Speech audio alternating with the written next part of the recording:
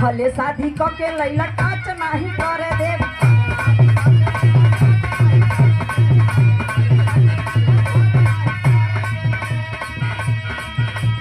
मिली ना जवाब तबले देह नहीं कर दे।